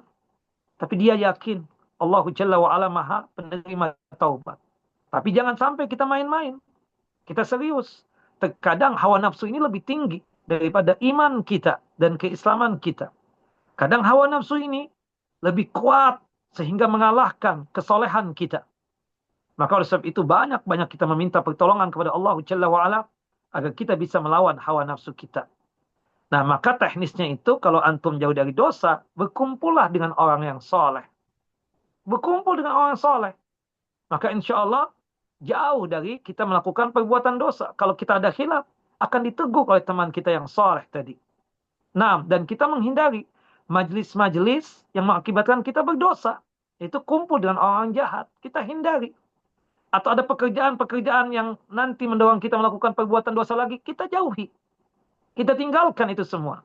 Dan yang terakhir, yang paling pentingnya, agar jangan sampai kita melakukan perbuatan dosa, minta tolong kepada Allah Jalla wa'ala. Agar kita ini mudah untuk meninggalkan dosa-dosa, dan agar kita tersebut jangan kembali melakukan perbuatan maksiat dan dosa. Allahumma a'inni ala dzikrika wa syukrika wa husni ibadatik. Wallahu a'lam bissawab. Barakallahu fikum. Semoga Bapak dan Ibu Allah Jalla wa ala sehat walafiat, dimudahkan dalam masalah kita nikmat, dipanjangkan umur kesehatan kepada Allahu Jalla wa ala. Silakan Pak Dokter jika ingin ditutup. Ya, baik. Terima kasih. Jazakallah khair, Ustadz. Alhamdulillah, para jamaah sekalian, kita telah mengakhiri sesi tanya jawab. Eh, Ya, seperti yang tadi sudah disampaikan oleh Ustadz Azhar. Jadi memang salah satunya adalah berkumpul dengan orang-orang soleh ya, Ustadz ya. Tapi para dokter-dokter ini kadang-kadang hidupnya individualis karena dari rumah sakit masuk kamar operasi, habis itu pulang, ketemu pasien terus pulang, Ustadz. Jadi kita nggak Nah, tahu nih gimana. Mudah-mudahan di kajian Islam Pogi Jaya ini menjadi salah satu wadah kita bisa berkumpul dengan orang-orang soleh ya, Ustadz ya. amin ya Rob, amin ya Rob, amin ya Pak Dokter. Doakan kita ikhlas, istiqomah, itu paling penting. Alhamdulillah, Rabbil Alamin. Terima kasih Nah, Ustadz Azhar. Mudah-mudahan kebaikan-kebaikan kita, apa yang kita kerjakan di hari ini diberikan balasan yang baik oleh Allah Subhanahu Wa Taala, dan yang terpenting kita mendapatkan ilmu yang bermanfaat untuk membuat kita menjadi lebih eh, mencari ilmu Islam, kita istiqomah dalam menjalankan agama ini, terus mencari yang terbaik, terus mengejar ilmu agama yang terbaik sehingga kita bisa terus mendapatkan bimbingan tuntunan kita dalam hidup yang di jalan yang benar, jalan yang lurus. hmm. Jazakallah Ustadz Azhar. Alhamdulillah kita telah mengakhiri kajian Islam Pagi Jaya yang sedikit terlambat 6 menit. Mudah-mudahan para jamaah di sini semua berkenan dengan apa yang disampaikan, dan jika ada kesalahan, ada khilaf, mohon dimaafkan. Mungkin saya mengingatkan sedikit, ada rekening Pogi Jaya bila para jemaah semua ingin memberikan sedikit, diingatkan ada rekening Pogi Jaya untuk kemajuan kajian Islam Pogi Jaya kita. Barakallahu fikum. Saya tutup. Alhamdulillah rabbil alamin. Saya tutup dengan doa akhir majelis. Subhanakallahumma wa bihamdik. Asyhadu an la ilaha illa anta. Astaghfiruka wa atubu ilaik. Assalamualaikum warahmatullahi wabarakatuh. Waalaikumsalam warahmatullahi wabarakatuh. Izin kami Pak Dokter Muhammad Azmi